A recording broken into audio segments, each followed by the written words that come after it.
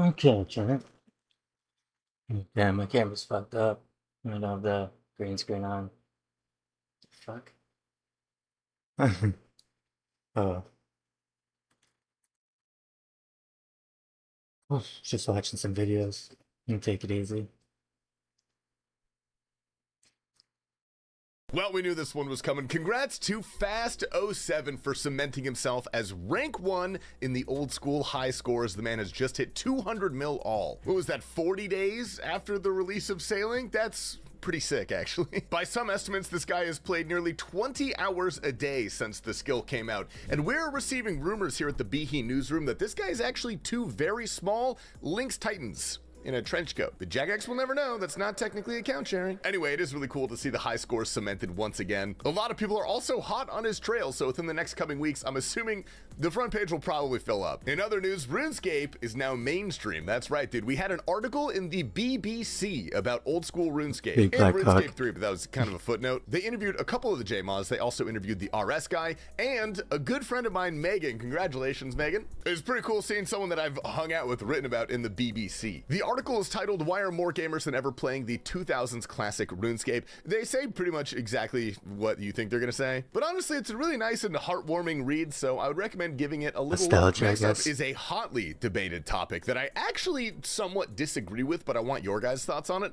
It's about the Hallowed Sepulchre. Widely regarded as some of the best skilling content in the game. That is my personal opinion. However, it doesn't seem like everybody feels that way. There's a pretty popular post on Reddit about what this content gets wrong, and it has more comments than upvotes, which is some heated discussion in the chat, certainly. And in general, this guy brings up some pretty good points. I do think Hallowed Sepulchre is the best skilling content in the game, but there's a massive caveat to that. It's only the best skilling content in the game if you're already level 92 and you can do all 5 floors. Otherwise, it kind of sucks. Some of the main points include the floor cycles when they're off is a little too punishing. I agree with that 100%. The progression is poorly calibrated. I also agree with this. I think a really valid point is that anyone who's under level 82, so you can't do floors 4 and 5, finds Sepulchre really boring because the first 3 floors are really boring. They're really short and you have to spam them all the time. He also makes a point that the XP rates are a little bit too low compared to rooftops. I think that's valid. I think they could be buffed a little bit considering how hard Sepulchre is. And then they go through some suggested changes, which I'm not going to read, but you guys can go to the Reddit post yourself if you're interested. But I am curious because I did not do Sepulchre until I was already 99. It didn't come out until I already had maxed my account. And I went in for the Black Graceful. I got it in like 14, 15 hours of doing it.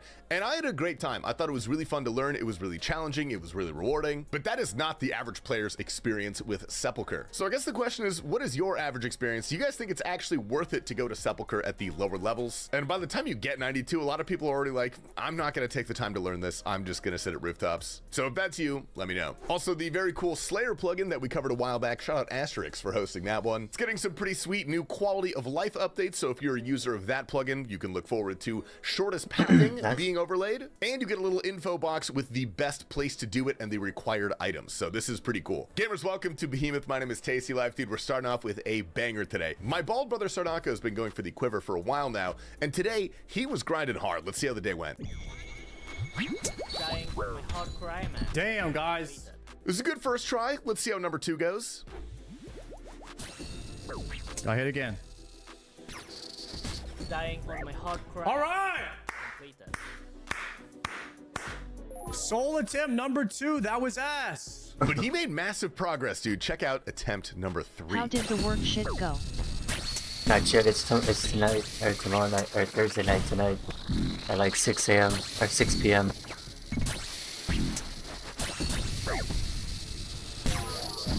Dying on my hard cry, man. Completed. And with that, Sardako said no more milking, let's get the quiver. Oh. Dying on my hard cry, man. Completed. That was a scuffed. The laser threw me off on my timing there. Never mind. Not that time, but this time. 7. Oh yeah. Let's go, boys. That's the one. That's the one. Holy. Okay, boys. We were locked. Signard also doing Coliseum, but he is there for some combat achievements. All right. The Holly is ass. Holy. Oh, I forgot. I got the combat achievements, who cares? Oh, me. I'm like a fucking, an idiot. Joker figures out why the Amulet of Torture got its name. The Amulet of Torture, because you are torturing yourself leveling crafting this time. Pretty good item. 2 prayer, 10 melee strength, 15 attack bonus. Not bad. But there's a better version of this if you just attach the Araxite Fang to it, right? Do you wish to use the Araxite Fang on your Amulet of Sick animation Torture? too. This process is non-reversible and will consume both items. Yes.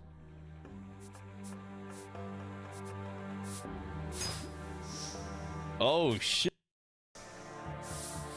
That's so cool. And we get 500 crafting XP, and now we have the Amulet of Rancor. Jay Tolo finally free from the Iron. It's Johnny Sins. Everyone calls this guy Johnny Sins.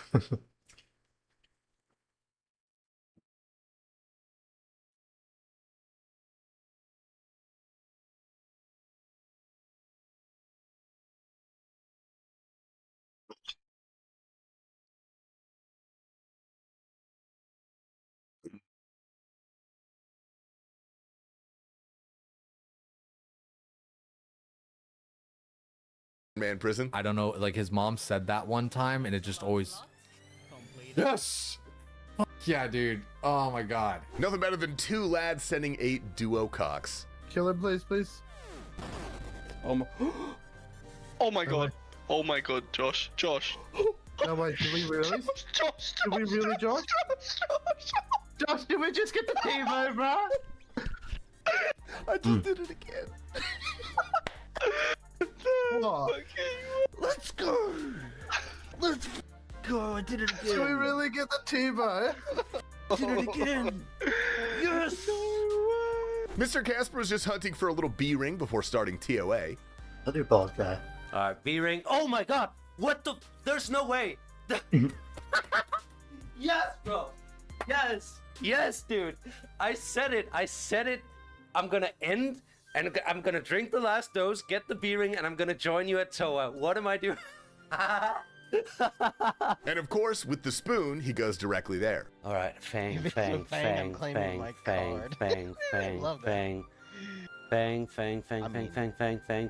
Yes, dude! Yes! Let's go! Oh, bro, I'm gonna do damage now. I'm actually gonna do something in this raid. Oh, that's so good, bro. Goodbye, Dragon Sword. You served me well, but oh, you're out, bro. You're out now. Oh, that's so good. Yes, dude. Congrats to UIM Fwagi for this purple, but also rest in peace, your bag space. Come on, please. I don't see other people get good drops when I can't get shit. Listen, Tommy G. Hey there, welcome to the Coinbase customer care team. Who am I currently speaking with? Or how may I help you today?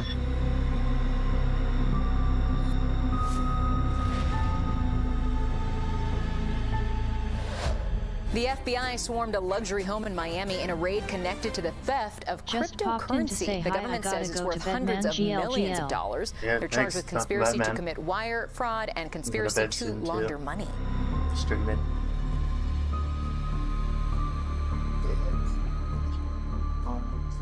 People are hungry, and a lot of these people see people with money and they want it. They'll send people after you, kidnap you. They'll do anything in their power to get that money away from you. Basically, it's like this big community. They do crimes, steal money from people. How much money is enough money to you? I mean, how much money is enough money to anyone, right? They probably told you that your house was in, hold on, let me see. They may have mentioned I'm not streaming it good. When I first started this 10 video, I likes thought I already. was dealing with a few kids that scam people for maybe a few $1,000s. Then I quickly realized I was dealing with a dangerous, extremely violent, multi-billion-dollar criminal underworld called the Com. And this brought me into an entire subculture of fascinating characters. From operators in the Com, including a kid who is currently on the run from international law enforcement. Yo, Tommy, bro. I'm about to hit this fat lick. to even two of the chief security officers of the most recognizable cryptocurrency platforms in the world. Philip Martin, the Chief Security Officer at Coinbase. My name is Nick Prococo. I'm the Chief Security Officer at Kraken. In this video, we uncovered a group with its own unique culture and lingo. Skid is pretty much like an idiot, just like role-playing. Just another word, LARP. A LARP is a live-action roleplay. It pretty much means that you fake flex all your things, you get your things off of shit like Pinterest, drive rented cars, all that other shit. So join us as we explore one of the biggest crime rings you've never heard of. But first, a quick announcement. Folks, if you f***ed up Christmas, I can help you out. Look no further than TommyGMcGee.com. We have some of our latest designs, all right? We on the site is of high quality bling that's built to last and built for comfort. And custom artwork, like what you see here, or here.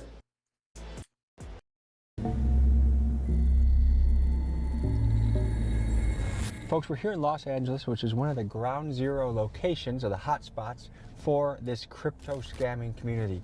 And there's a lot of different scams these guys run, but it also gets much bigger than that. If you read these indictments, and some of these indictments are for 9 figures, we're here to meet a few kids that are in the scene to see what we can learn, and we'll take you right into it.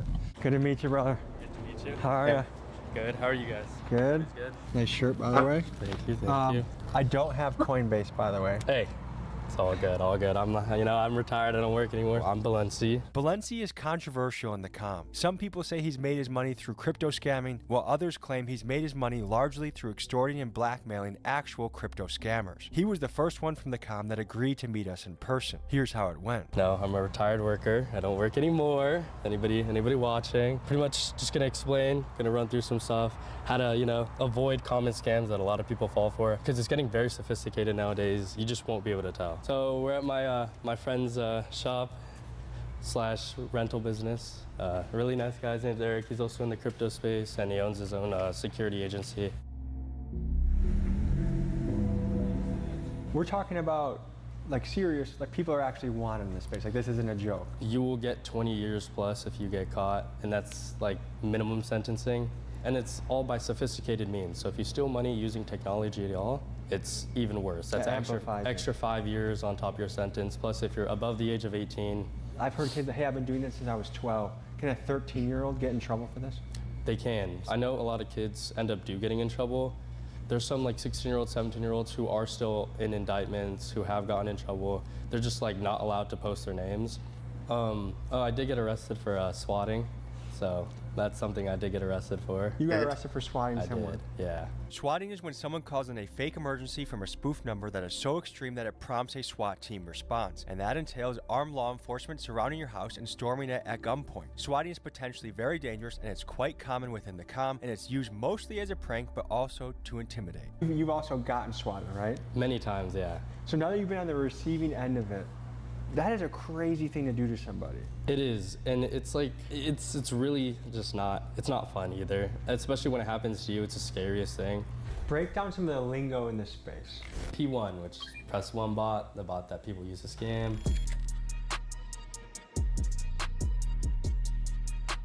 Yo, Tommy, bro, I'm about to hit this fat lick. We've doxed everything and it's ready to either go into a P1 or be SMS'd. It's got their full name right here, their email address, phone numbers associated to them, and then of course their address. I doxed I think 30,000 times as well. So. Hey there, welcome to the Coinbase customer care team. Who am I currently speaking with? How may I help you today? Okay, no problem. You can go ahead and check this out for you here. And just so I can confirm, I am speaking to the official account holders. The Coinbase account under the phone number you're calling us on? My phone number. What you are listening to is a live scam in action. It's known as the P1 or press 1 for help scam. The victim on the phone received a text message that convinced him that someone was withdrawing funds from his account, and right now the victim believes he is talking to Coinbase support, when in reality he is talking to a kid in a ski mask who is attempting to drain his entire account. And how's your day going so far, sir?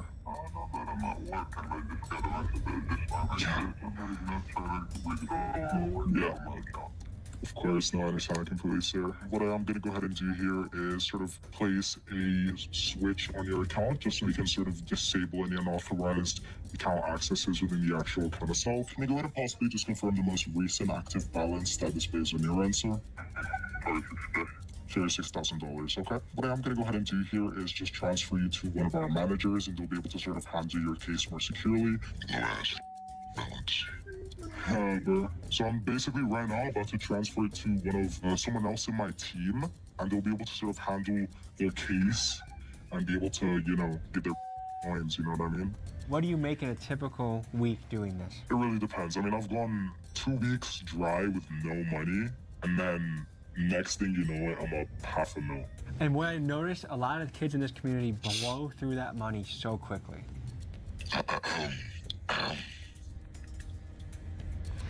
What are we looking at? What about comms? It's just short for community, but it's like our group of people, our little group, is known as the comm. So basically, it's like this big community, came a group where they do crimes, steal money from people. That's basically the comm, not OG usernames. Is it true to say that a lot of these kids met on Roblox, Call of Duty, Minecraft? Yeah. Like Xbox and shit. I know a lot of people from Xbox, they grew up have millions of dollars now.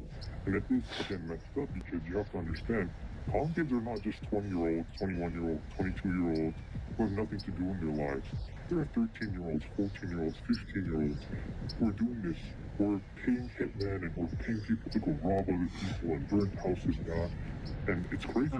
Do you think it would be fair to guess that this very behavior of being willing to backstab and cross a friend over money, it's going to be the very behavior that actually brings down the whole community? The number one reason why comm kids get caught is because of this avid flexing. They want to flex the lifestyle, they want to flex the watches, they want to flex the cars.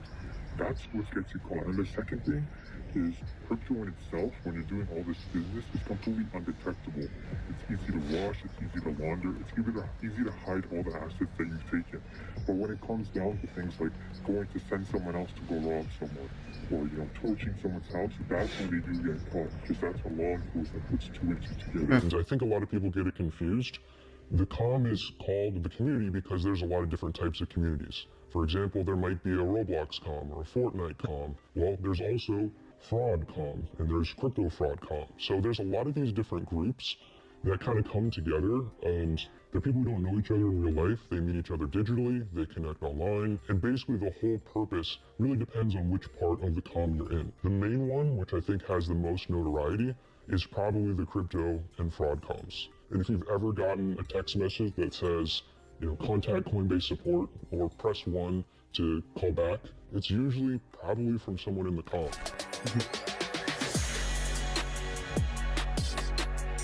You recently had a big hit. I have, yeah. It was around $900,000 or so.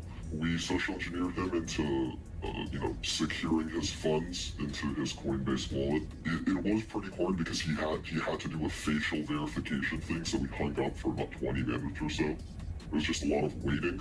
Damn, look at all them ghosts dancing around back there. Watch out for that one sneaking trying to posse So your is mate. he pretty much shit out of luck? Like, is there any way he could try and trace this down? All of our money is cleanly washed. There's no trace of it anywhere. It's all on this paper right here. That's my ledger. So it looks pretty legit. There's a case reference, there's a signed representative, and then what's the next step from here? Just social engineer them, you know, and we'll send them a link or the same email. And then Kraken. Here we go.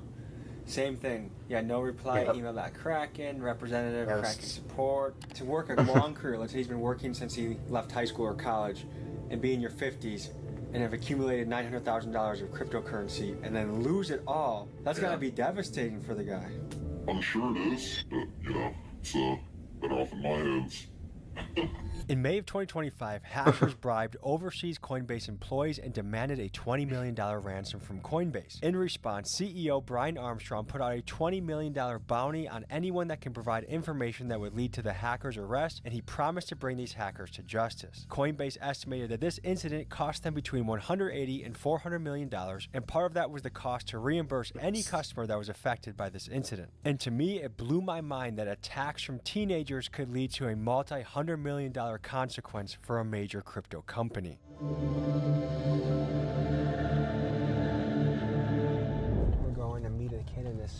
parking garage up here.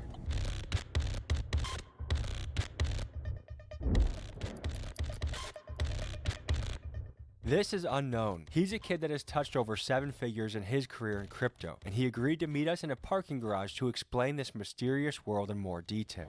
What do you go by and what do you do in this space? My name's and I like to engineer for cryptocurrency. Social engineering? Yes, sir. Tell me about that. Social engineering is the manipulation of gaining someone's trust even though it's not really true. What team does it take to do this? Like, what are the different roles that need to be done? So there's 3 parts of it. It's always a 3-way split. There's a data provider, there's the engineer, which is the caller, and there's like usually a boss that helps you like behind the scenes, like send the emails and all that other stuff. And who do you think is the most important in this 3? Probably the caller, because they have to gain the target's trust.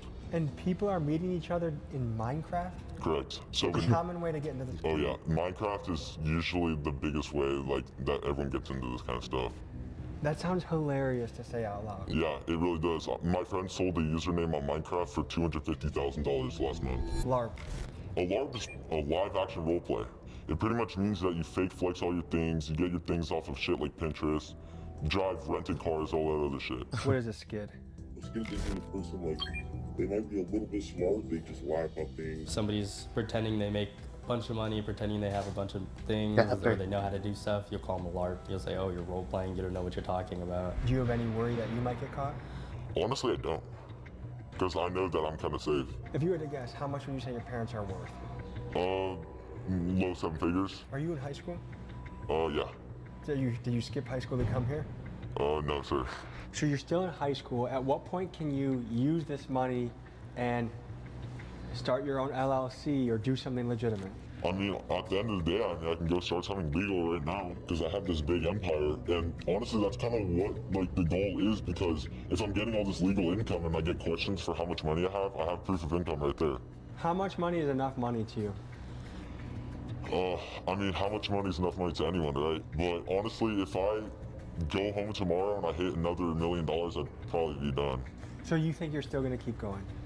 Unfortunately, yeah.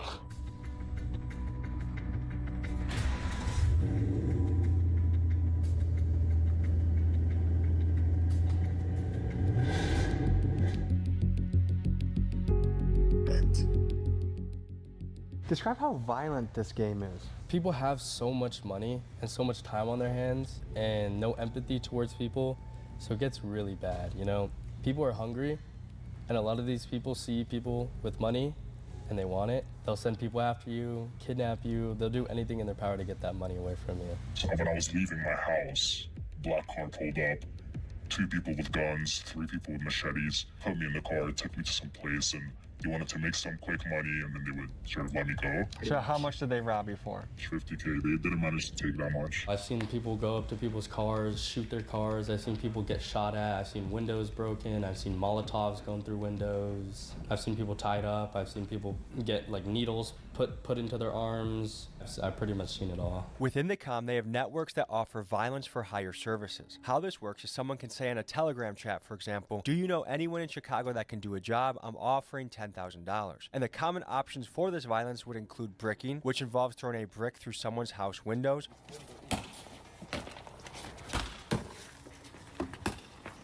Another thing that is quite common is paying for rival comm members to be kidnapped and robbed of their cryptocurrency. And finally, you can order anything from a drive-by shooting to happen or for someone's house to be crashed into by a car. Now, keep in mind, some of these kids are as young as 15. They have millions of dollars at their disposal, and they have the ability to cause real violence. And this is one of the elements that makes the comm particularly dangerous. How hard is it to protect where you live?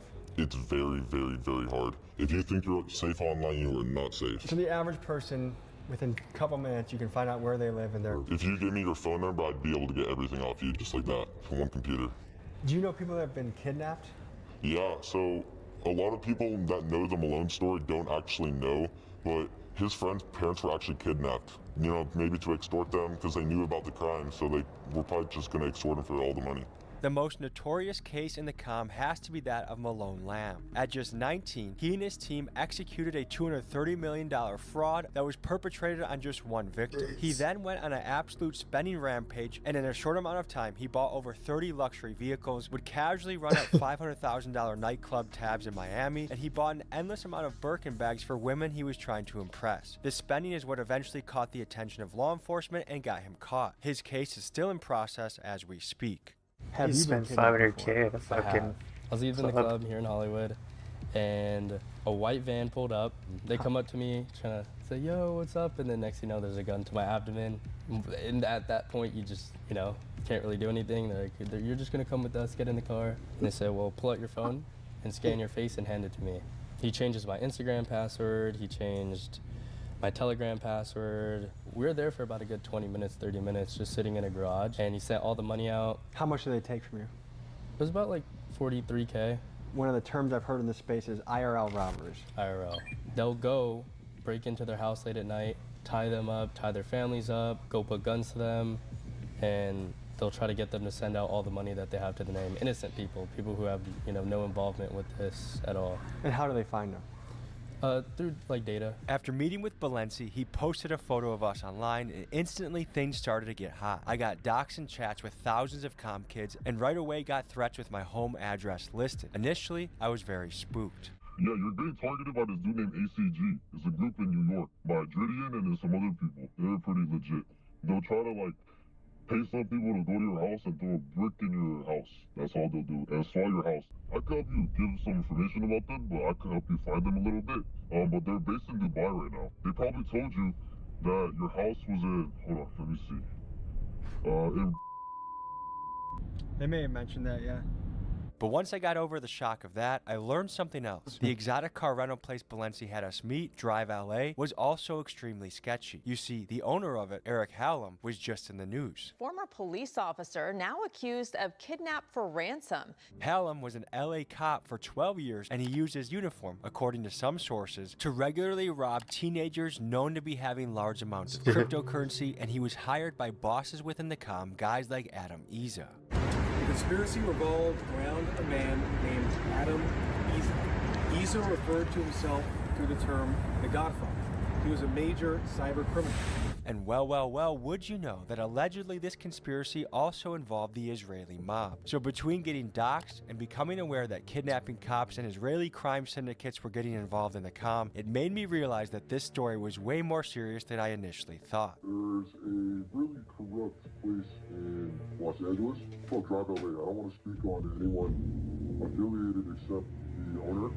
That would be Eric Benjamin Hallam. He's basically like ex-reserve cop. He just runs a huge kidnapping ring, and it looks like a security firm online. But essentially, it's just a huge kidnapping ring. Are you afraid for your life right now? Yeah, so I've been being hunted for quite a minute now. They actually kidnapped one of my friends and like held him for basically ransom. They basically said, give him all your crypto, and they tortured the living life out of him until he was like bleeding, fingernails peeled off, everything. They even took his car. They'll even drive states across just to get to someone. They'll put trackers in your car, they'll follow you. They'll literally dress up like cops and come get you. They'll even go as far as like driving the girl you're talking to or someone around you and basically threatening them, saying, if you don't do this, we're gonna your life. Like they'll pull your social, find loans in your name, try and kidnap that person just to get you. Is he doing this with a crew of cops or a crew of street thugs, or who's his? I mean, I don't really want to speak on that entirely. By himself, he's harmless, but he has so much money. Money's just power. Realistically, how afraid are you right now? Bro, I've literally been running state to state for so long. Would you say that you are on the run right now? I'm on the run from, like, the government. Like, I don't have any government agencies looking after me. I mean, I'm on the run from people, maybe. I mean, I've gone sort of like a bunch of people that are trying to get me killed, I guess, sort of targeting me, but they can't catch me. They can do their best to catch me. They can't catch me.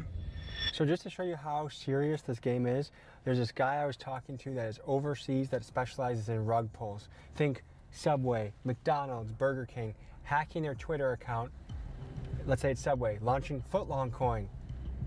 People get gullible, they buy into it, and then they rug pull it. He just, like, I'm backing out of the moment for security reasons. Sorry for wasting your time, I would have done it, but people just got really mad at me. There's a lot of threatening in this game. I've had people message me that are trying to threaten me or say other people are threatening me.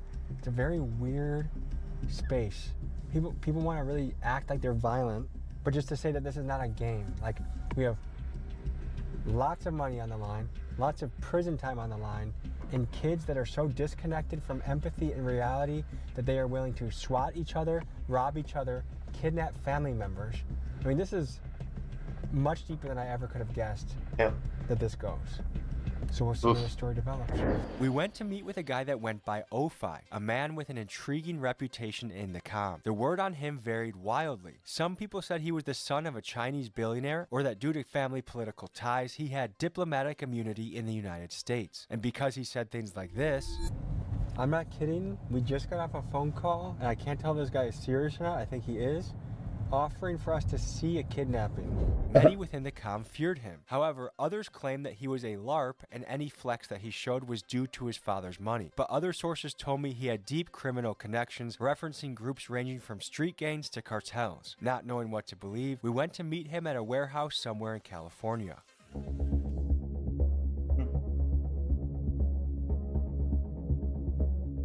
Or you can't predict the right answer. It's, you know, if nothing happens, oh man, you got scared away from journalism by some kids. If something happens, man, Tom, you chose a story over as a higher priority than your family's safety, some could say.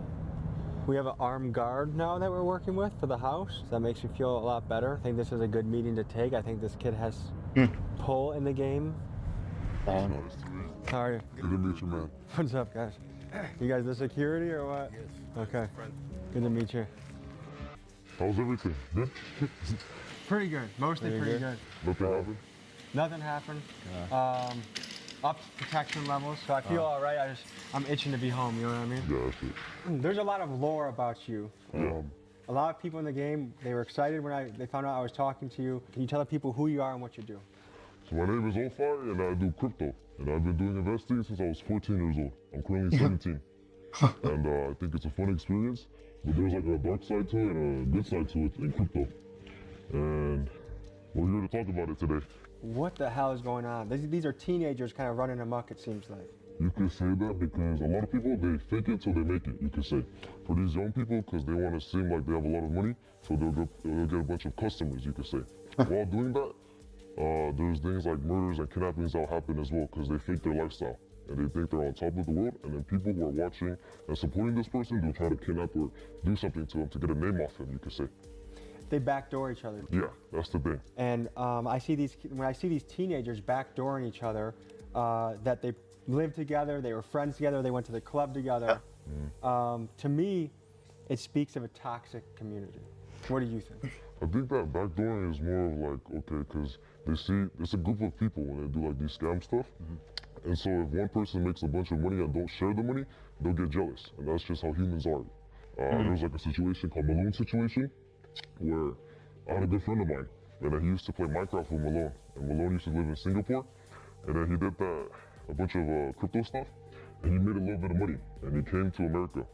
And then when he came to America, and then he brought like a group of people who used to play Minecraft with him, and then from what I heard of, is Malone got backdoored by their own friends. When he got arrested. His friends got him arrested? Yeah, you can say that. Because they told to the feds? You can say that, yeah. Right now it seems like there's a lot of federal pressure going on in this community. Are you thinking that there's a house of cards that's about to start falling? I think, yeah, because I heard from I think it was the FBI or the CIA, they're cracking down on crypto scams, you could say. Some of the legend about you, you're son of a very powerful Chinese man and diplomatic community in this country. The thing about that is the people that they're saying, I know who they're saying.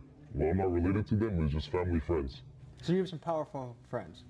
They're okay. What brought you to the United States? So I was born here in LA. Okay. I grew up in San Gabriel Valley. I've been doing crypto ever since 14. And the environment I was in is a bunch of these crypto kids and crypto like older people that were doing NFTs. That's the other thing that's blowing my mind about this world is kids ranging from like 12 to 22 are pulling off 7, 8, even 9-figure heists in this game. Yeah. That's the thing, because age is just a number at the end of the Okay, day. remember How NFTs. dangerous would you say some of these people in the community are? They're not dangerous. No, but it's just disgusting what Oh, they I'm do. in the way of the When subtitle. I talk about like the kidnappings that happen in crypto, Yes. we have one person that you could talk about it. When people steal in the crypto world, it gets deadly because, you know, a lot of server hackers to where they can get the IP addresses and, like you said, get your house's information, people on your family, stuff like that. People get greedy, like they wouldn't want to see the people win. Kind of hatred, you know? People take it upon themselves to hire people, like you said, and go upon ways of kidnapping people's family. Seeing it done myself, you feel me? We're in an era where privacy is kind of gone. It's impossible to pretty much to protect your home, your information, your birthday, things like that. People are going to find that out. That means everyone can be tracked. Is that? Do you think that's a kind of accurate statement?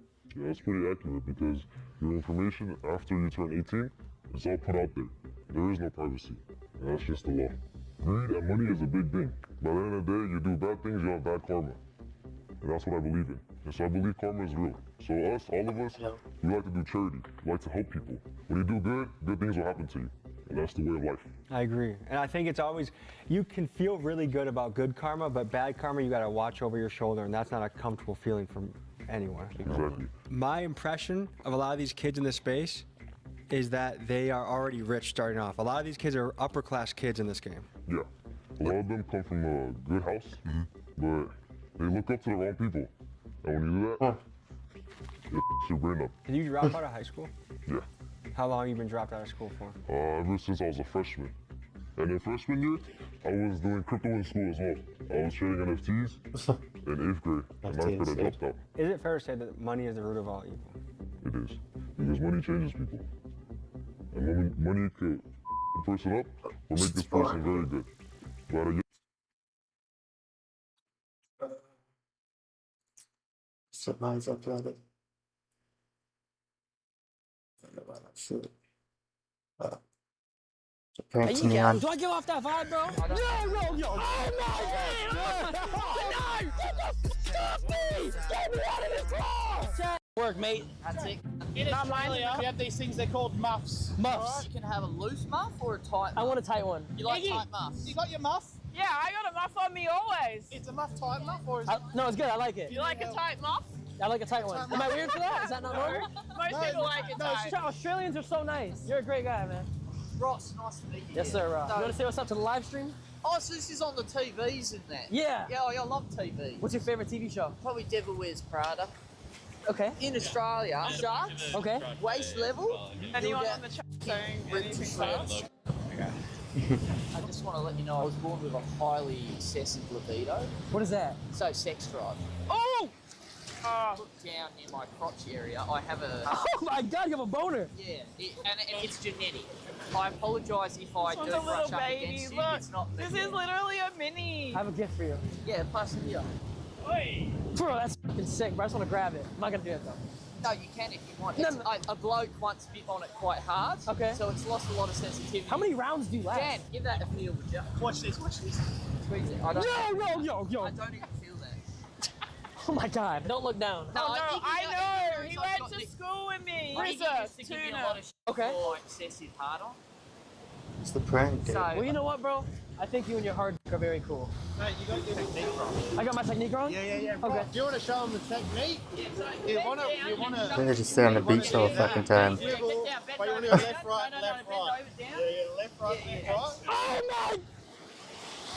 I've never felt a dick on my ass cheeks before. Oh, it's normal, mate. No, it's not, mate. Not in America. Do you want me to show you?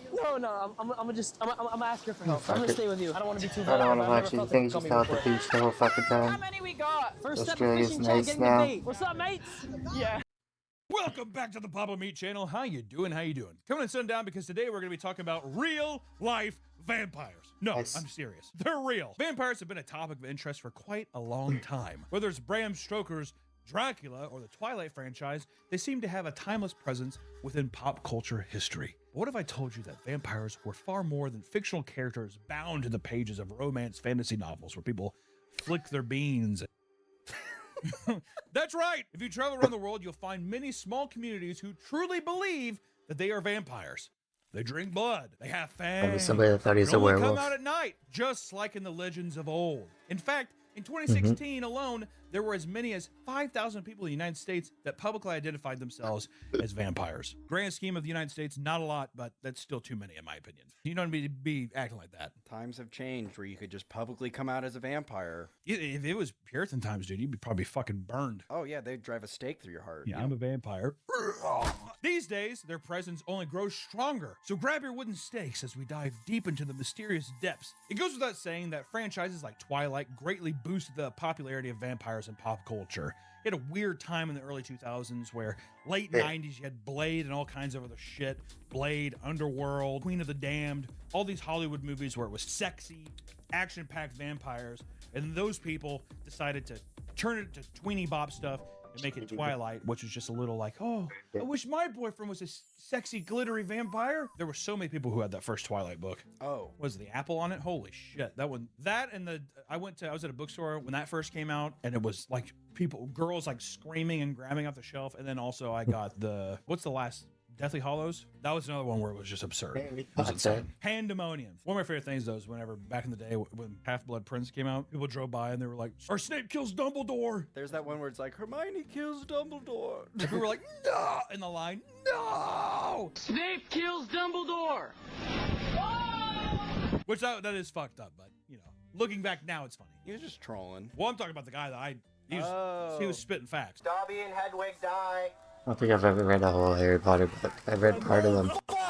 Hey guys! Well, vampires in the media have often been portrayed as sultry. These movies turned them into beloved heartthrobs. People on TikTok have long since used people's love for vampire aesthetics to create thirst trap videos. Ooh, sexy. Isn't that nice? I'm a vampire. Let me suck ya. Some will throw on some fangs and smolder at the camera, while other creators on TikTok, like Vampire Jack, dedicate their entire online career to dressing in full vampire garb and playing the character, which you have to appreciate the commitment. These videos can range from comedic skits to seductive vampire ASMR videos. Others engage in vampire roleplay games like Reign of Blood, a text-based roleplay game which claims to have been running for over 18 years and still have active players to this day. And a majority of these I used to play a text-based game back in the day called Infamous Gangsters. I'm not sure it's still around, but we'll see. Oh yeah, it's a text-based game. I think this is it. Yeah, this is it. You make an account, you can do shit, but if somebody kills you, then you can't log into your account again.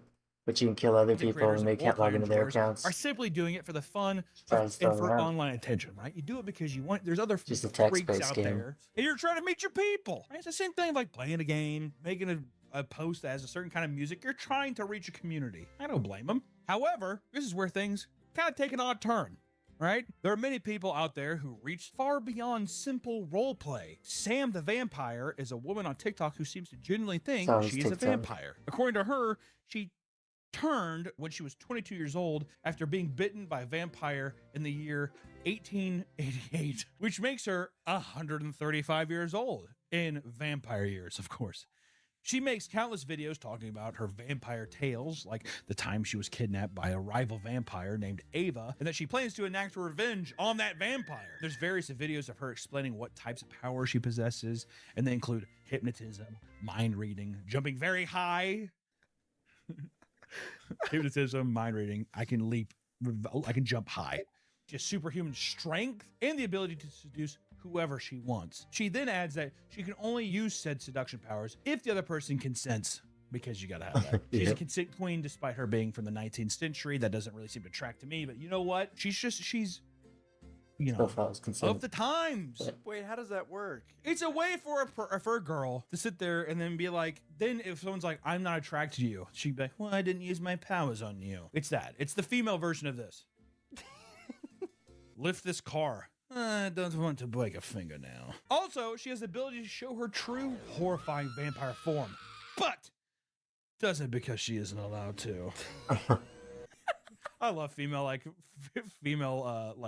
Redditor stuff like that. It's so good. She's ridiculed online for being delusional, with many being unclear if it's a satire or something more grim. Regardless, her constant insistence of being a real-life vampire led to her being banned off TikTok live due to spreading misinformation. She's like, they wish that they knew the truth. I love how it's a bannable offense to be like, I'm a vampire. TikTok's like, no, banned. You can't say I'm a kangaroo. Oh my god, no. Unless she was just like, well, let's talk about where Corona really started. Oh, okay, then yeah. I think that's what it might be. I think she's like, yeah, it's because I'm a vampire. It's like, no, because you kept saying a bunch of racial slurs towards Chinese people. That may have happened once or twice. Today's day is sponsored by PDS Day. But if big think it rather money around Papa me. You blood. Ooh. Well, this may sound ridiculous. Sam also claims that she drinks blood. Ooh. While this may sound ridiculous to most passing viewers, it turns out that she is far from the first person to do so. Sanguinarians are a community within vampire subculture. They're different from lifestyle vampires who simply take on the aesthetic of wearing fangs and gothic style clothing and looking super hot. Sanguinarians are vampires who engage in consumption supposedly for the sake of sustaining their health. Taking her easy. Then going to go to sleep and play video games tomorrow. Don't, I'm going to perish. They practice this by utilizing donors, sometimes referred to as Please like the video swans, dogs. who are people or romantic partners that are willingly allow their blood they to gotta go back to work In some tomorrow cases, night they'll for do like it for financial day. compensation. Need some cash? And then it Don't need to starts go to again a plasma Monday bank, for like a stuff in your week, neck. so- Would you, if some guy, if you could go donate plasma once a Fuck. week for 5 weeks, you got Then $250. I'll have my rent money Or if halfway one in a guy was month's like, fucking let me over. suck in your neck, I'll give you $500 right now. No. You do the plasma? I do the plasma. What if he said it'll be 2 minutes? I don't want. No. If the thing was, I'd only do that if I knew I wasn't gonna get. What if it was 1,000? If I was knew I wasn't gonna. $2,000. So, but I don't want some. He's probably got nasty ass teeth. He doesn't brush his. $4,000. No, I'm not risking. $10,000. I'm not risking 2 minutes. 2 minutes. Yeah, sleep your night tonight. $50,000. 2 minutes. That's not good. 2 minutes. That's 120 seconds. Okay, he's got to ensure that he's brushed his teeth. 50,000. You don't get to insure anything. My feet up 50 and grand. relax. That's a long time to be sucking my blood. $100,000. All right, now you're talking. Thank God. See, exactly. So it's always somewhere it's like, okay. Like, what if he said $500,000? Oh yeah. Just Okay. like- yeah. So that's okay. What I'd about? hire a nurse to watch. No. I would hire. He has to hide in the darkness. He can't see anybody see it. I put a little GoPro, stream it. I have a nurse on standby. Would you just be looking to the GoPro like this? Yeah. I'd just be like, am I okay? I'd consult a doctor first. I'm like, this guy's maybe $500,000. I'd be too nervous. If a guy's paying you $500,000, I'd be like, he's in everybody's pocket. He goes, I just wanted to get a checkup. The doctor is like white and face paint on. I think it's a good idea, actually. Thank you, doctor. Actually, now you got me scared because now I got to feel like he ain't paying me the $500,000. I'm dying. He's killing me. I'm going to be like, stop. That's true. Yeah, exactly. Yeah, he's an actual vampire. See, that's how he's an actual vampire. Looking for sponsorship. Yeah. Some opt to drink blood of animals, while others engage in auto-vampirism, the act of consuming your own blood, which is fucking lame, dude. Yeah. Oh, I taste good. Fucking give me someone else's blood, dude, and not a dog. I want man blood. Each supposed vampire has their own method for feeding. Some, for example, HTTPS use a Discord disposable GG scalpel, DMB make a small QQTV. incision on their donor and squeeze the blood out before drinking it and patching up the wound. Many claim that this is not an elaborate roleplay and that drinking blood stops them from experiencing severe headaches and debilitating stomach pain. Other Sanguinarians believe their thirst for blood is purely psychological. Regardless, there is a lack of scientific evidence to support this as a legitimate That's where the remedy. sanguine stuff comes from. Yeah. What kind of mental illness is this? It's got to be like it's a microdose of autism, almost. Right? You're microdosing at this point. I'm an autistic adult, and my special interest is Count Dracula. It's delusional. You're just delusional. It seems like adult, and my special. what kind of mental illness is this? It's got to be like it's a microdose of autism, almost. Right? You're microdosing at this point. I'm an autistic adult, and my special interest is Count Dracula. It's delusional. You're just delusional. You're. It seems like autism and narcissism. I don't act as if I have a choice. I don't want this curse. Please, just give me a suck. Let me suck at least once. Also, the person that's sitting there and they're drinking for themselves, what a fucking pick-me girl. Oh, I have to do this. She's not a real vampire. She's just fucking retarded. She's a fucking psychopath. Yeah. There are various types of real-life vampires. For example, psychic vampires, who feed on the life force of their humans rather than consume their blood. Boring! Supposedly, this can be done with or without physical contact, and some feed off people by talking directly to people, while others choose to circulate crowds at concerts or clubs to siphon it out of them more subtly, which is definitely just like a fucking loner or outcast who just awkwardly walks around and he's just like, I'm full. Instead of having a human connection with anybody, I'm actually more of a vampire. I can't talk to you because I don't want to kill you. Why is the accent always so? It's always the same accent too. Why is that? What is it about the social cadence that it always sounds like? Because they're trying to be cool. That's like the anime thing. Yeah. So does it stem from anime? I think so. Yeah. Like that would make me feel really good, but maybe I won't. It's anime. Is it just anime? It's 100%. But it's all of them. They watch anime. They're watching all right. vampire anime. Yeah, Vampire Hunter D, you say? That's pretty cool. There are even hybrid vampires who utilize the feeding techniques of sanguarians and psychic vampires depending on what's available to them. What a fucking cop-out. What a cop-out. That's such bullshit. This may seem silly, yeah, to the average person, to anybody, to anyone, but it seems that the allure of the vampire lifestyle has captured the hearts and minds of many because people are horny. It's mentally ill people who they're hard. And they don't know how to express it. I'm stiff in the pants, but at the same time, I'm kind of tired.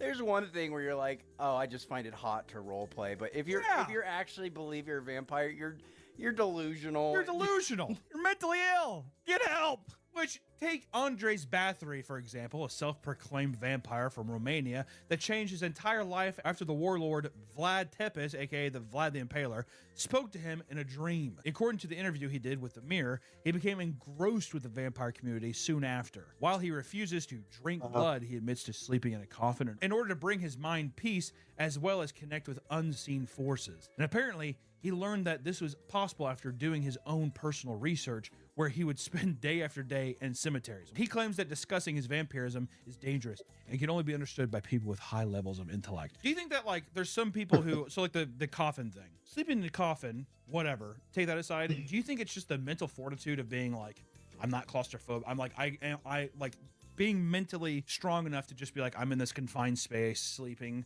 that makes you feel like you have clarity? Yeah, I mean, it's all psychological, where it's just like... What was that fucking movie with Adrian Brody? They put him in a straitjacket and they put you in like a cadaver, like an ice box, like a locker, like a body locker or whatever. But he's in there and it's like super claustrophobic, and it was supposed to be like which this is a movie. I'm not saying it's real, but I'm just saying, like, I wonder if there is some benefits to like being able to like ease your mind, like you panic and then you're able to like focus your mind and stuff. It's punishing. It feels horrible, but after a while, it, like, you know, it has all these benefits, which, granted, ice baths, there's a lot of medical shit that is beneficial, but I don't know. The coffin could be a thing where it's just like, it's an enclosed space where you're just like, if you're not claustrophobic, it's just like, oh, it's comforting, it's pitch black. Almost like a weighted blanket. Yeah, almost like that. You're like in, what are the fucking, the tanks? What are the yeah, sensory deprivation. Yeah, sensory deprivation tanks. It's like that. It could be like that too. Something like that. Yeah, I don't know. Real-life vampires, whether they drink the blood of donors or simply like to wear flashy attire and make cringe TikToks,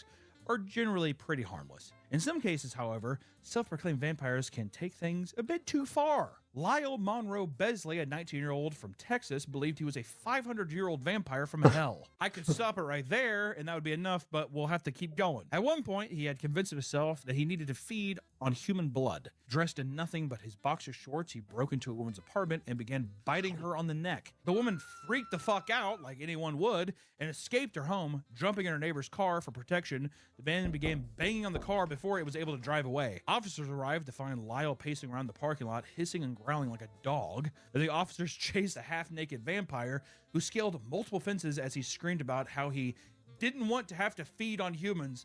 I don't want to have to do this! Eventually, he was captured and put in jail, where he requested that he be restrained because his desire to feed was so great that it would put their lives in danger. Autism. Because the Twilight movies were still being released around this time to massive success, clinical psychologists suggested that this was psychotic episode fueled by vampire-related hallucination. Motherfucker got like so horny during the Twilight movie. He's just like, I have to break into a woman's house and bite the fuck out of her. I could see that being the Dilly sitting there. He's like rubbing his dick, and us. He's like, why are you so? I feel weird. I got butterflies in my tummy. He wanted to be Edward. Am I sparkling? Someone's like, shut up. We're trying to watch a movie. Oh my god. I'm sparkling. How do they see me? You're not invisible. What? Vampires are often depicted as solitary creatures held up in their crypts far away from a hamlet in the valley. However, one vampire has managed to gather hundreds of others for full cult-like gatherings. They call themselves the Saber-Tooth Clan. A vampire fest? It all started back in It's not a 94 vampire when fest. Aaron Todd Hoyt used his grandmother's orthodontist tools to make a pair of vampire fangs for himself and his mother. Right? Harmless little fun. Grandfather. Grandfather, whatever. A year later, he would form the Saber-Tooth Clan, where he began creating and selling fangs to people that could live out their vampire dreams. He found a nice little niche. It was nice. Like His a business grill, grew but to be it's a very fang. successful and harbored a very devoted customer base. To thank his customers and gather vampire enthusiasts all in one place, he began hosting a New York Vampire Ball in 1996. Only 2 years later, he founded the infamous Endless Night Festival in New Orleans. Since then, his festivals have only grown, with thousands of people attending multiple events festivals. across the nation each year. At each event, you can expect to find heavy metal bands, burlesque shows, masquerade dances, open bars, and various special guest speakers. This might seem like a really awesome party, but the deeper you dig, the weirder things get. For starters, everyone at the party or in Aaron's circle addresses him as Father Sebastian or Primus. These events are not all open to the public, and many of them are inner court only, which means you have to be a part of his exclusive Saber-Tooth Club. To get into the inner court, you must receive a pair of It's always fangs the from truth. the There's master always fangsmith something if it's himself, open bar. Father Sebastian. First, you got to choose a style of fang, how many you want. Depending on your choice, you may be charged between $200 to $400 per session. Once you have your fangs, you have to go through the rite of transformation, which is an induction ceremony for all new members, and there are 4 steps to this ritual. 1, I will not sleep with my fangs on, by the power of Sebastian. In a southern accent, that's very important. Look at yourself in the mirror with your fangs on, receive your vampire name, and finally, pray to Ankh, an ancient Egyptian symbol meant to represent life, immortality, and rebirth. New members are also instructed on 4 key principles that represent what it means to be a modern-day vampire. 1, primal instinct. Being connected to your animalistic impulses. You gotta have that. 2, magic. Wearing your fangs can transform your appearance to otherworldly creatures in the eyes of others. Pretty sweet. 3, escapism. Your fangs are a mask that conceal your identity, allowing yourself to take on a new form. It's kind of like the like a shapeshift. It delusion. doesn't matter. Keep going. 4, desire. The fangs are also used as a way to enhance arousal and pleasure. AKA, dude, bite her clit. She'll love it. Once you become part of the Saber-Tooth Clan, you are admitted to Sanguinarium, an exclusive forum for all members. Though its dark secrets are not fully accessible to the outer court, they were gracious enough to give us access to some of the inner workings of the group. Among the rituals and rules of the group is a page that details the group's religious beliefs, titled Scrolls of Alorath 1. Intro to Living Vampirism. You can see how the clan practices Zephyr or self-transformation through specific rituals. They believe that people can experience a vampiric awakening through metamorphosis and self-growth. This belief, which they acknowledge, is also tied to the Temple of Set. Are you with us? The Temple of Set is a splinter group from the Church of Satan, following what is known as the left-hand path, which focuses on spiritual power, self-dedication, and individual transformation. They also deal with magic and psychic energy, which is a core belief of Saber-Tooth Clan's transformation process. Keep up. So big, in fact, that people who have attended that everlasting midnight balls claim that Father Sebastian proclaims himself as a religious prophet, one who performs rituals that siphon energy from his patrons at the party and give it to a deity named Fred Sametti. He's not an Italian Toyota dealer. It's a deity. The deity to whom he sends all his energy appeared to him in a dream during a vision quest while he was preparing for his endless night ball in New Orleans just before Hurricane Katrina. Dear fucking God. Now, at nearly every event, there are altars to Fred where people leave coins and beads. The parallels don't stop there. The Temple of Set also features religious texts that include interviews with vampires and members of the Order of the Vampire, all of which focus on their ability to use psychic powers to drain the life rather than drink blood. This continues with the 4th step for joining the clan, swearing over Ankh, the Temple of Set. Also, as a subgroup, the Order of Setni Kamost, or whatever, that studies Egyptian magic, including Ank's powers. Please keep up. So essentially, the Sabretooth Clan is a satanic vampire energy cult that gets new members through selling fangs. It's like a pyramid scheme for Satanism. They're expensive too. They are. It's $400 like a tooth. It's fucking crazy. A pyramid scheme that results in vampiric Satanism is awesome. And they're preying on delusional. And they're playing on delusional, horny, autistic HTTPS people online who think they're going to get their dick sucked at a New Orleans party. That's what this is, okay? All of these beliefs are reinforced by Father Sebastian's long list of books, including... Oh, fuck. Do I give off that vibe, bro? Oh, fuck. He says I'm gonna play next. Fuck. $400 like a tooth. It's fucking crazy. A pyramid scheme that results in vampiric Satanism is awesome. And they're preying on delusional. And they're playing on delusional, horny, autistic people online who think they're going to get their dick sucked at a New Orleans party. That's what this is, okay? All of these beliefs are reinforced by Father Sebastian's long list of books, including his Black Veil series, which is essentially the cult's Bible. And Sebastian claims that these books represent his teachings and research on vampire culture over the past 25 years, since the year 2000. Just want to say that out loud, all right? People are so devout to his teachings that they come to his festivals to get married in full vampire attire. Despite being the head of a massive group with clear teachings of self-transformation and self-betterment, trouble still found its way in. Multiple former members have accused Father Sebastian of manipulative behavior, grooming, and ignoring safety concerns at his gatherings. No. What? A cult-like figure doing Come that? on, a cult-like figure doing that? No. Father Sebastian has outright denied that the Sabretooth Clan is a cult in his now deleted lectures, but his group's core values are directly tied to the occult. He has also made it very clear that you are not just buying fangs, but buying into vampire culture, and if you leave, you'll essentially ostracize yourself from the majority of the vampires. Does that sound like a cult? Hello? This manipulative behavior is exposed more through the interviews with women who claim to be groomed by him. They claim that members who earned access to inner circles through repeated event attendance and personal devotion were given exclusive ritual access. Yeah, that's what it was. Got to suck my You can cock. come into my quarters. This is, hey, you get exclusive access to you get exclusive access to my balls. Lucky you. These invites made them and all club members feel exclusive, like they belong to an elite group. The process getting fangs from Father Sebastian has also been described as vampiric baptism that you can't back out of. You cannot back out of it. You are in. Hello. During these rituals, Sebastian uses terms like egregor, I don't know what the fuck that is, feeding, and priestess, making obedience seem like a spiritual practice. Members were told they were reclaiming their energy, but were really giving him control over their identity and sexuality. Multiple women have claimed to be sexually assaulted at an altar and were even trapped inside by a bodyguard so they could continue with the ritual. They won't let him leave. Fun stuff. While these atrocities occur behind the closed doors, people who are regular members admit to being harassed by people who claim to be more devoted than them. Does this sound like a cult? Are you in a cult? A satanic vampiric cult for autistic people to have sex. That's your cult. Okay. One woman admitted to feeling unsafe after being bullied and harassed by men who believed they were entitled to them.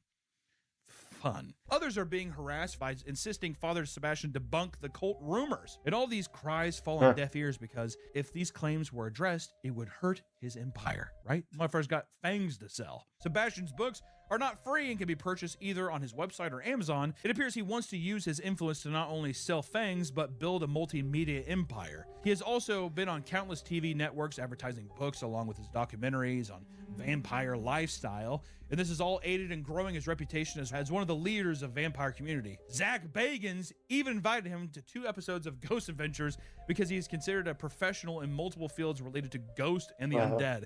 He sells teeth. He sells fake teeth. In one of the episodes, Father Sebastian passed out from a light anomaly, shooting into his body from a cursed moon. It's very funny. Roll the clip. You can see that he never puts his hand out to break his fall, and he also strikes his head on the wooden floor so hard that his feet fly up in the air. Although it may seem like all is well, people are starting to catch on. Not only are his horrific deeds within the vampire community becoming more well known, but some are exposing the fact that many of his books include plagiarism. This guy sounds awesome. What a fucking nightmare. God. Listen, the world of real-life vampires can be strange at best and truly nightmarish at worst. It's one thing to role-play and talk about your imaginary vampire powers, but those who take things too far by drinking blood can actually end up doing damage to their health. If you want to get involved with this type of community, don't take it too seriously. Grab a pair of fangs and go to a goth club. Get your dick sucked, right? Have some guy eat out your pussy with some fucking fangs in. That's awesome. Ooh, yeah. And watch Underworld. Just watch Underworld and you'll be fine. You don't have to do anything. You just watch Losing Underworld. American That's Idol my is fix. better I than love it. winning. If you're carrying around... Fuck, I haven't heard of that shit for time.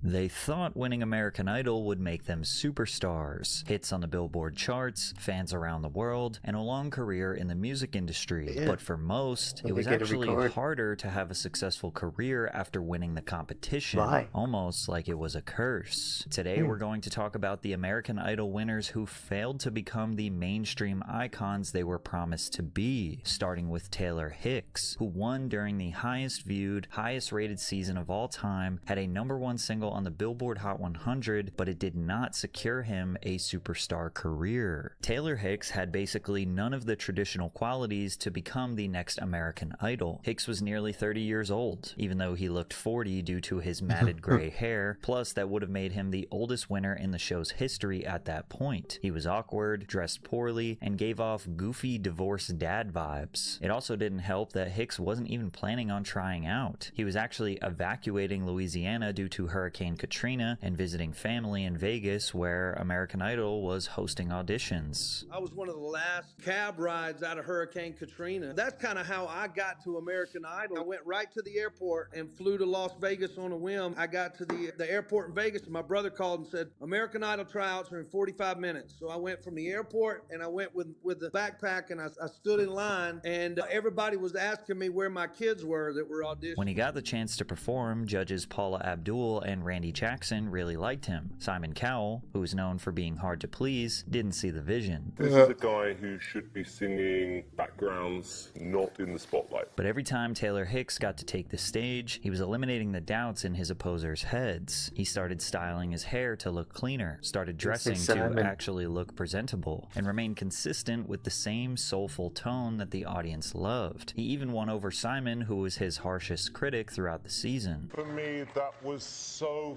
far and away your best performance so far. However, most people looked past Taylor because they were convinced that the winner of season 5 was going to be Chris Daughtry. Chris's epic rock covers allowed him to storm through the competition, landing him in the final 4. But for some reason, during the final 4, Chris Daughtry and Katharine McPhee were facing elimination because they had the least amount of votes. Even Simon Cowell thought Katharine didn't deserve to move forward. Despite everyone preying on Katharine's downfall, Chris Daughtry was the one who was eliminated, and everyone around the world was shocked. This moment and Adam Lambert being the runner-up were the dumbest AI moments ever. This is when I stopped watching American Idol. What made this moment even more shocking in hindsight was that this was American Idol's highest rated and most watched season in history. Season 1's winner was Kelly Clarkson. Season 4 was Carrie Underwood. Chris Daughtry was the perfect successor to those two massive superstars. So when he lost, the bottom 3 being Katharine McPhee, Elliot Yamin, and Taylor Hicks seemed incredibly lackluster. 36.4 million people tuned in to watch Taylor Hicks become the winner of season 5, and he did see the benefits of winning on that massive platform. His debut single, Do I Make You Proud, secured the #1 spot on the Billboard Hot 100, which is an incredibly rare achievement that even a lot of mainstream stars will never achieve in their careers. But this song is just bad, so it dropped off the charts quickly. He also published a memoir called Heart Full of Soul after receiving a massive book deal for his story. Hicks also released his debut album the same year as his win, which reached #2 on the Billboard 200. However, even with all the hype, the book deals, and the chart-topping music, sales for his album didn't reach expectations. According to NBC, the disc slid down the charts. While it sold a respectable 699,000 copies according to Nielsen's SoundScan data, it did not reach the 1 million mark, unlike all the other previous debuts from previous Idol champs. It also did not register register a hit song, unlike other Idol winners. Now, it might seem strange that this was considered a disappointment, as a #1 single and 699,000 copies is like a phenomenal achievement in today's world, but you have to remember that this was peak American Idol, where the expectation was that somebody was going to become a cultural superstar. So based on his performance, the label dropped him immediately. Chris Daughtry, on the other hand, has been a non-stop success since his loss in the top 4. While Hicks's album struggled to meet the sales Arista Records hoped for, Chris had formed a band after his own last name, Daughtry, releasing their first album in 2007. The combination of much better music and a little bit of an underdog story after losing the competition, Daughtry's debut album was the fastest selling rock debut album in SoundScan history. The record was nominated for 4 Grammy Awards and won 4 American Music Awards, alongside 7 Billboard Music Awards, including Album of the Year. They had 2 singles, Home and It's Not Over, reach the top 10 on the Billboard Hot 100 and are far more memorable and recognizable, despite technically seeing a lower chart position than Taylor Hicks's #1 single. From there, Daughtry's subsequent albums, Leave This Town, Break the Spell, and Baptized, have all gone platinum, with Cage to Rattle going certified gold. In 2021, the band released their record Dearly Beloved, with singles World on Fire, Heavy as the Crown, and Changes Are Coming all cracking the top 10. Even their more recent work, like their song The Dam, is a fan favorite, reaching almost 4 million views on YouTube. Whenever Daughtry fans look back on what happened in season 5, they can't help but laugh. Chris's success after losing the show has been so massive that it's led many to forget who Taylor Hicks was in the first place. Fast forward to now, Chris Daughtry is a superstar and Taylor Hicks is, wait, who's Taylor Hicks? Today, when Chris looks back on the show, he always seems pretty indifferent about the whole thing. When asked about whether or not he secretly wishes that he won American Idol, he says, no, I don't know how it could have gotten any better. We sold almost 6 million records, so I'm not sure where the title makes that any better. Unfortunately for Taylor Hicks, he will always be remembered as the first American Idol contestant to fade almost immediately after the show was over. He never had another platinum or gold album. He never charted again. He currently sits at 19,000 monthly listeners on Spotify and 25,000 followers on Instagram. He still does seem to do music full time though, playing small shows, primarily performing cover songs, but because of this, he often stands as the primary example for how winning the show can sometimes be less of a gift and more of a curse, which is definitely true for Chris Allen, whose victory is so controversial that it arguably helped the career of someone he beat. But his win also made American Idol viewers question if the singing competition was fair or if the voting system was even real. During season 8, Chris Allen had the perfect strategy to actually gain real fans of his personal art.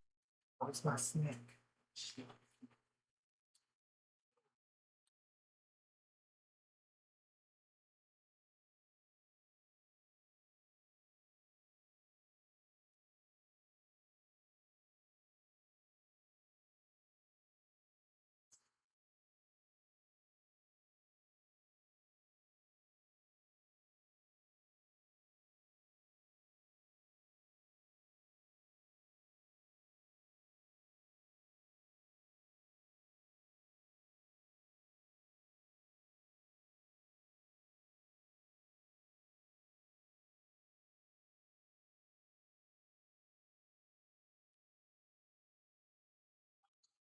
Okay.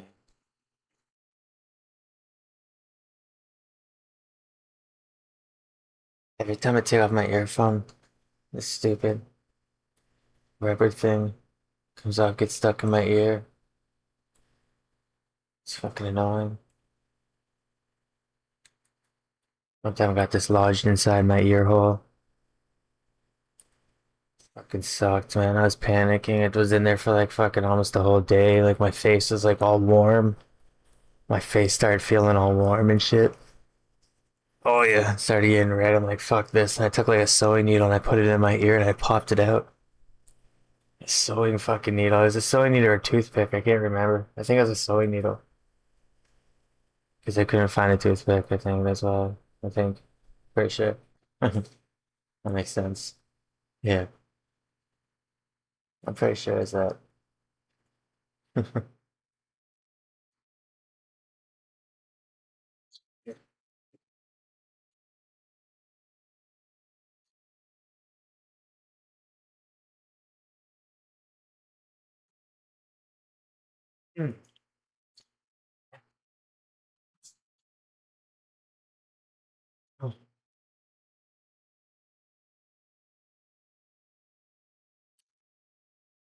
artistry through the show. Because you have to remember that American Idol contestants are not performing original music that they wrote and recorded. They're doing covers of already famous, well-known, and well-loved songs. So there's always this subconscious comparison going on where the viewer is comparing their version of a song to the song that they love. So it's like, yeah, they could do a good job, but you could also be like, yeah, it was cool, but like, I like the original better. And that kind of warps your perspective of like how talented or untalented this person can be. But ironically, that's what an artist is supposed to do to gain real fans, right? Like they want to develop their own unique sound, unique style. So while a lot of previous American Idol contestants were these objectively talented and technically proficient singers, Chris Allen would transform pop songs and ballads into a piece with an original tone resembling his own folky style, something that was much closer to how his personal music sounded. Chris had this personable demeanor and never appeared to be cocky about how well he performed on stage. However, the judges felt like he had been relying too heavily on his guitar to compensate for weaker vocals. So in an attempt to prove them wrong, he performed without an instrument, singing Bob Dylan's Make You Feel My Love, which got him a standing ovation from the audience and a ton of compliments from Simon Cowell. That, in a way, probably is the first time I've actually heard you perform where I genuinely am beginning to think you've actually got a shot at doing really well in this competition. With all the praise, this was becoming a dream come true for Chris, but there was one massive problem standing in his way: Adam Lambert. Adam wasn't just good, he was a rock star. Week after week, he delivered electrifying performances that blew everyone else off the stage. His presence felt unstoppable, which can be perfectly summarized through a short clip of him performing I Can't Get No Satisfaction by the Rolling Stones.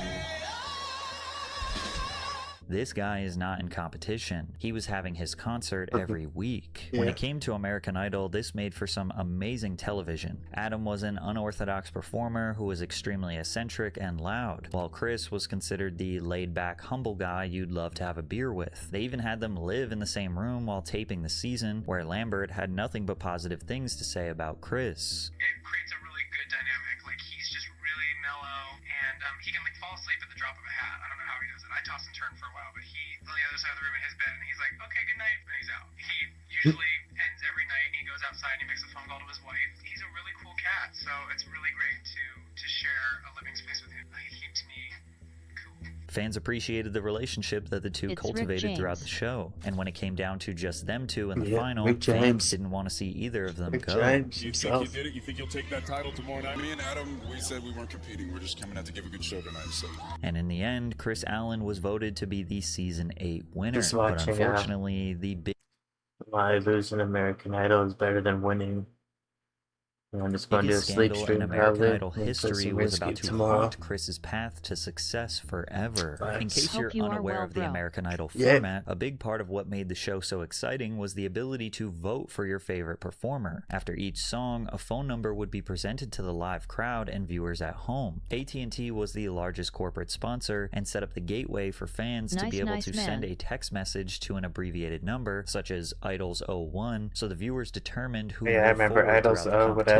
They also had the ability to call a phone number to vote or vote online. However, every single year there were claims that the votes were unfair or possibly rigged. During the night of the Season 8 finale, when Chris Allen faced off with Adam Lambert, a watch party was organized where up to 2,000 people attended. According to the New York Times, the AT&T employees gave instructions to partygoers on how to send power texts, at least 10 messages with just one click. Rules allow for only AT&T subscribers to text vote. Basically, the AT&T employees at this party taught the attendees how they could vote for Chris 10 times with the press of one button, expanding their reach and essentially cheating so Chris could win. Bobby Kierna, one of the 2,000 guests who attended one of the events, told reporters that she had voted for Allen 10,840 times in the AT&T texting zone that had been set up there. When asked for a comment, AT&T replied that they got caught up in the enthusiasm of rooting for their hometown contestant. They brought a small number of demo phones with them and provided texting tutorials to those who were interested. Despite literally admitting to cheating, they also tried to reassure that this activity did not impact the outcome because it was quite a leap to suggest that a few individuals could have impacted the final results. The television network Fox said that they were absolutely certain that the results of the competition are fair, accurate, and verified. This scandal would forever be known as Textgate, and to fans, Adam Lambert got screwed out of the victory. Chris Allen later responded to the scandal saying, "I think it could have gone either way, and America couldn't have gotten it wrong. I never watched American Idol, and even I was mad that he lost. I don't think Adam really cares about the fact that he lost American Idol anyway. He's become way more successful than Chris Allen." Chris did have a strong start after winning the competition. His debut single, Live Like We're Dying, peaked at number 18 on the Billboard Hot 100 and achieved platinum status with almost 2 million combined sales. It's more than most artists could ever dream of. But regardless of the Idol win and successful single, his self-titled album only sold about 80,000 copies, and the lackluster sales performance caused him to suffer the same fate as Taylor Hicks, fading into irrelevance. Meanwhile, Adam Lambert, who lost the competition, is still a worldwide success. He has well over 1 billion streams on all platforms, holds 2 million monthly listeners on Spotify, and has done the seemingly impossible job of standing in for Freddie Mercury as the frontman of Queen, which is one of the most legendary bands in rock and roll history. And while he is no Freddie, he is still damn good. These days, Chris Allen avoids questions about Textgate altogether, but he personally admits that his own career has had its ups and downs. I think those people that started out with me then and then have come through the journey, I know who they are,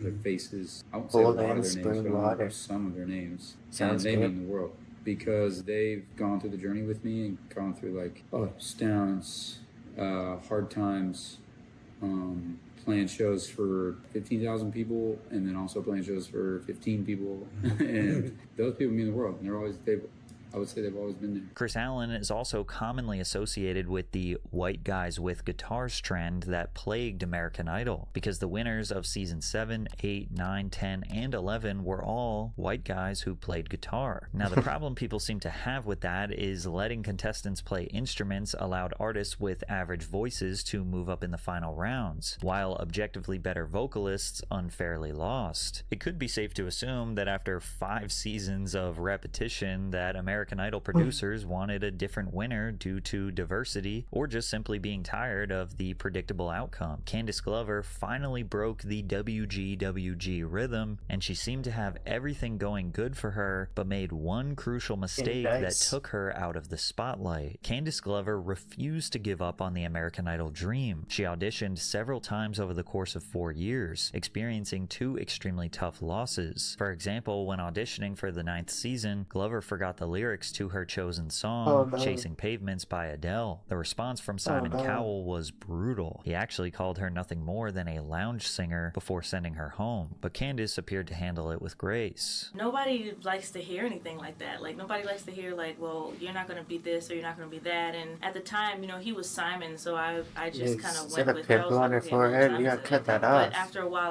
I was like, no, I can't just, you know, stop there. And so that's why I skipped a year and took a year off to kind of get myself together, came back again. Unfortunately, Candice missed the cut once again in Las Vegas for the 11th season, in a moment where she was visibly crushed. However, she spent that time thinking about what she was doing wrong, and she started to believe that she just wasn't being her true self. Because last year I didn't really know who I wanted to be as an artist, but this year I'm coming back completely being Candice, and I want everyone to see what I do, not what I think everyone else wants. And this again highlights one of the main fundamental flaws with American Idol. Contestants aren't performing their own music. They're performing other people's songs. Week after week, they're judged on how well they can imitate greatness or put a slightly unique spin on it, not create it. It's easy for audiences to recognize a powerful voice or a flawless performance, but it's nearly impossible to fall in love with an artist when you've never heard their original work. But there was no denying that Candice was technically talented, and during season 12, she finally got a real shot to perform on the big stage. Her cover of Love Song by The Cure made such an impression on the judges that Keith Urban started bowing, and Mariah Carey walked up to her and dropped the mic for her, which is one of the biggest compliments compliments she could have got. However, after becoming the season 12 winner, Candace made a key strategic decision that destroyed her chances at becoming a household name. Normally, after a contestant wins, it's a priority to get an album out as soon as possible. Now imagine this pressure for a minute. Every week you are preparing a new performance to compete on a show that is broadcast to tens of millions of people, and you have to use whatever free time you have to write, perform, produce, and record an entire album hoping that you win, and then market that album to those millions of potential fans. Candace was seemingly more prepared than ever, as she was actually the first American Idol winner to put her debut album, Music Speaks, and her single, I Am Beautiful, available for early pre-order. That way, if people happen to search her up during American Idol tapings, they can actually purchase her work in advance. The season 12 finale took place on May 16, 2013, and Candace Glover was announced the winner. After the big win, these artists will get some talk show interviews and a ton of press to roll out their project. 2 months after the win, when it came time to release her album in July, Candace's work wasn't ready, causing her and her label to push the date to October. But when that came around, it still wasn't ready, so then they pushed it back again to February the next year, delaying the album about a total of 9 months after the competition. Even for an already established artist, pushing back an album nearly 1 year will kill all hype and excitement. But for a recent American Idol winner, this was arguably a death sentence for a prominent career. When Music Speaks was finally released, it had a decent chart performance, but it was only temporary. To make matters worse, Glover told NBC News in 2017 that because of a miscommunication between the singer's label and iTunes, everybody that pre-ordered her album the night of her win got a blank album to their phones.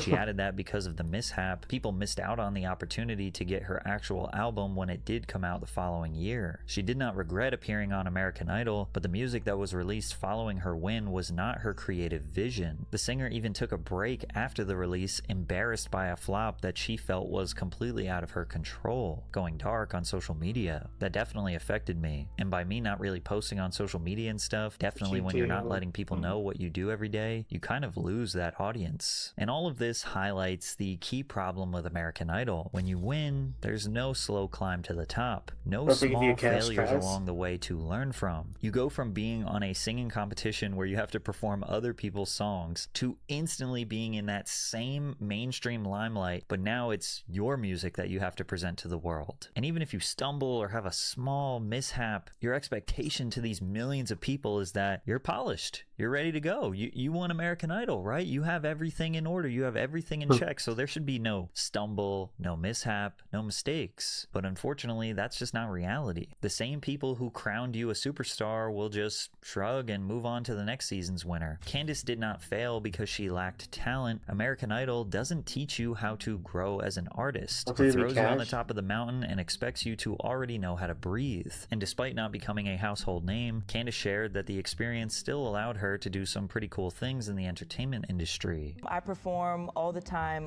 mostly overseas. I travel. Performing is my favorite thing ever to do. And so after I put out my album and did Broadway for a little while, I got to work with Hallmark on a few Christmas movies actually. But yeah, definitely changed my life for the better. But after Candace's win, American Idol fans seemed to go back to voting for white guys with guitars again. But Caleb Johnson did something that had never been seen in American Idol history before. Unfortunately, it did not help him become the rock star he thought he was. Caleb Johnson was determined to get on American Idol, auditioning 3 times in 4 years. But remember, Idol is reality TV at the end of the day, and the producers need a good story. Caleb came back with a rock star attitude, literally calling some of the other contestants pussies. Just a bunch of Can you reword that? Caleb's remarks didn't fit the typical language used on American Idol, but for many this was a refreshing departure from the family-friendly vibes of most other promising contestants. People felt that he matched the archetype of the irreverent rock star, unable to filter his thoughts when he was passionate or cracking jokes. But on stage, one of the performances that sent him to the next level was his cover of Skyfall by Adele. It was a key moment that proved to the judges he was open to trying new things, as Skyfall was normally considered an effeminate cover that men stayed away from.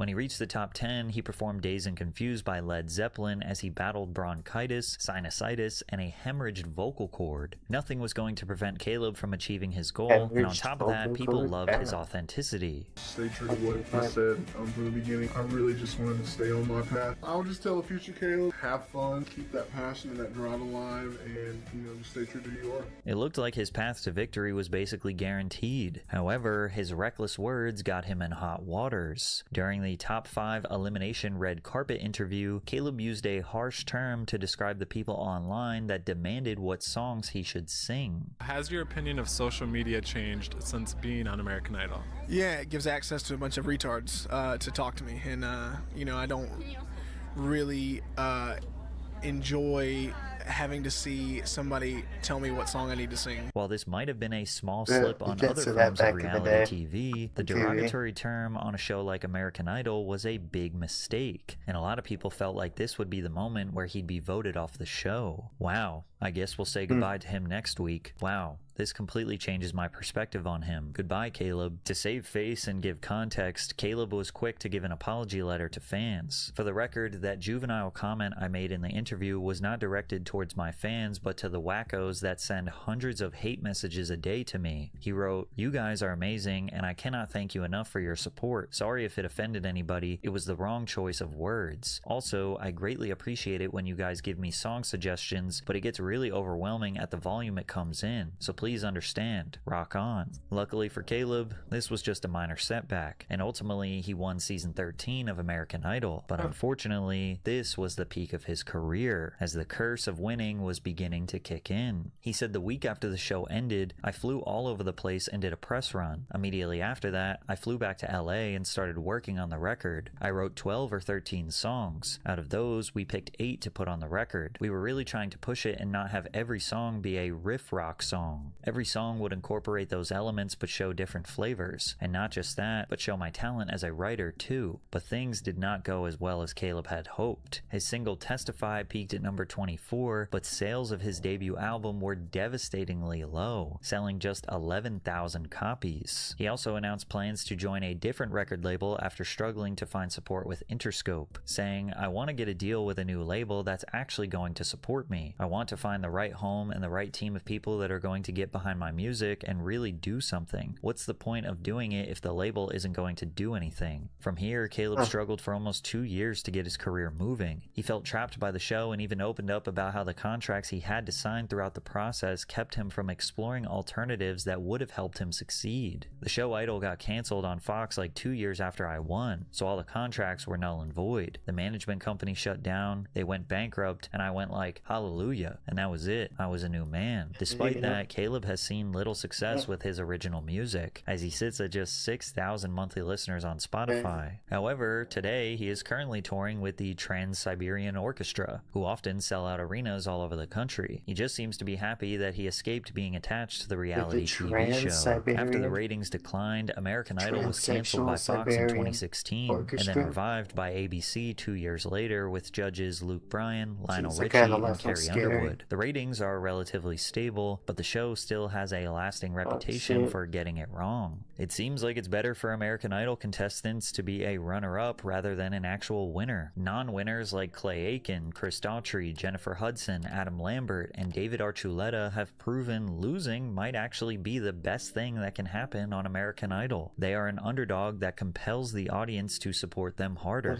and maybe that's why American Idol feels cursed, because winning traps you in the spotlight.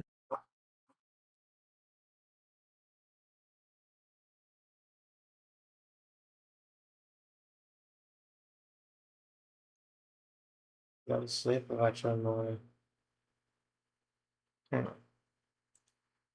Do the Slates chat, watch one more chats.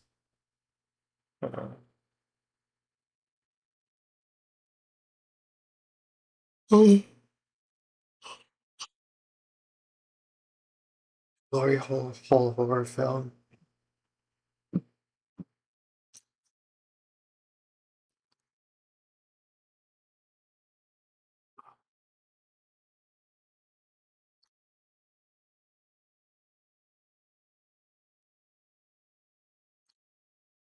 I think there's anything I want to watch everything.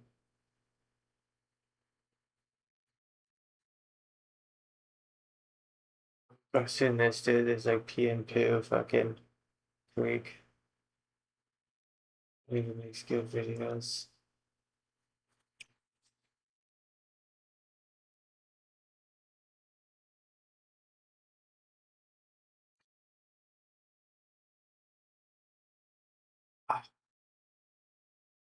Yeah, I'm gonna get ready for my sleep stream.